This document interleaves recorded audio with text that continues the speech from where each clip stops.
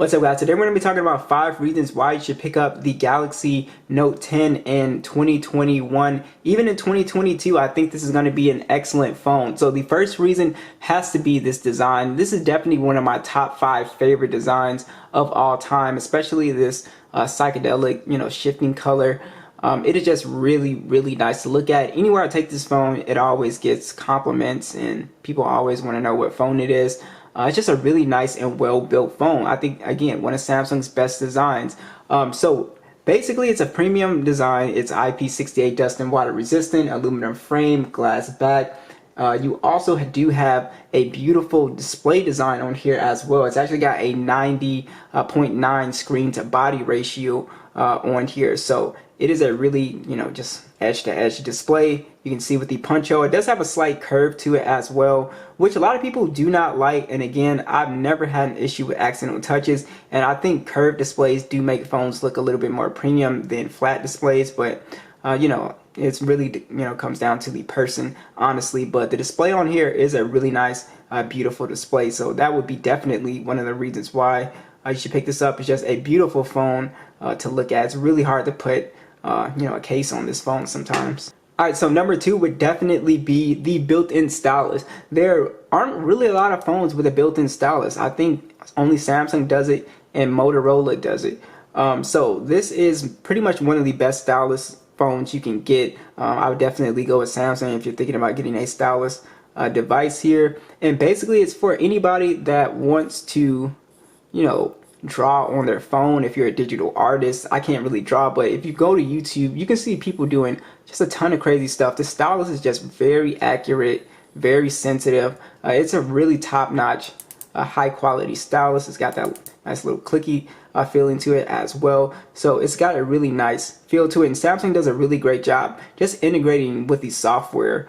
When you pull this phone out, you whip it out, even when it's off. So just getting to the stylus, this is my favorite thing. So if you need to jot something down, you just boom, you take it out, and then you can just really start drawing.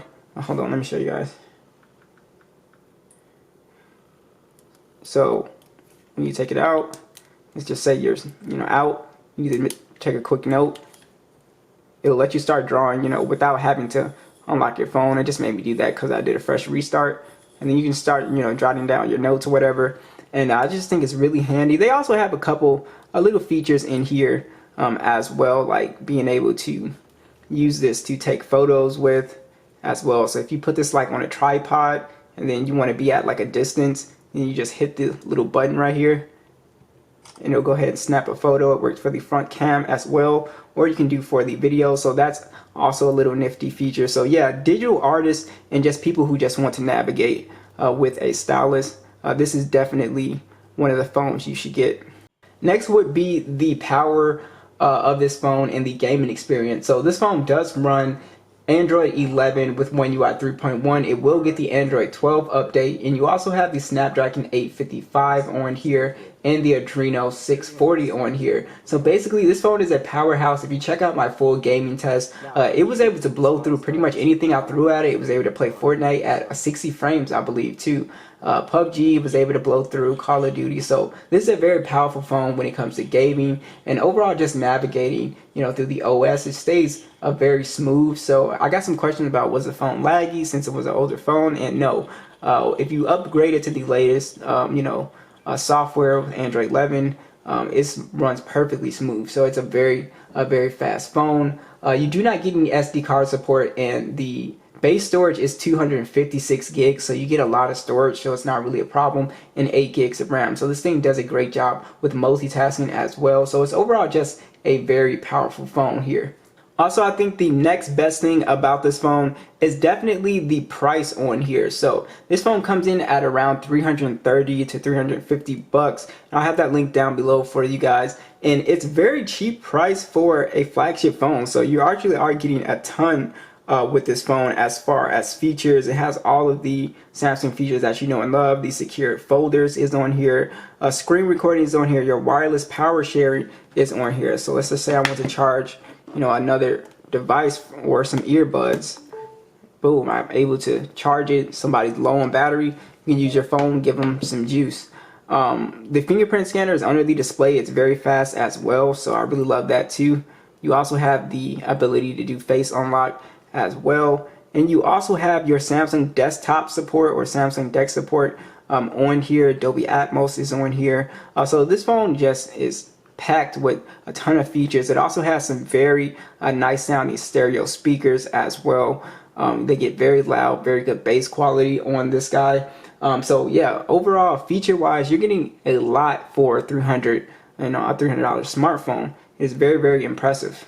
Alright, so last would be the cameras. I was overall pretty satisfied with image quality on here. So you do get a triple camera setup. It's got a 12 megapixel standard, a 12 megapixel telephoto with a 16 megapixel ultra wide 4K video at 60 frames and a 10 megapixel selfie cam at 4K at 60 frames. Image quality is pretty good on here. You get very good detail, pretty good dynamic range on here as well. The selfie cam is also pretty good on here, so I did not have any issues with image quality on here.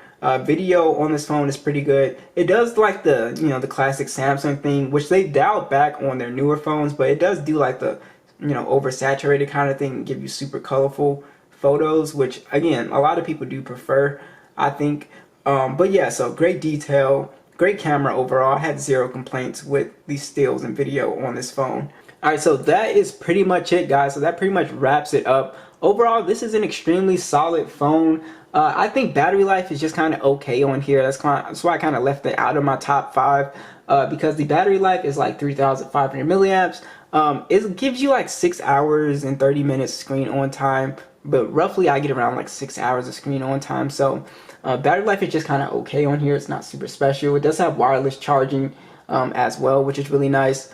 So overall, the Note 10 is extremely solid. And again, at this size, there is a Plus model, which we will bring on the channel. I do really like this size more because it just fits in the hand for people with smaller hands. It's just a better, feel for me personally.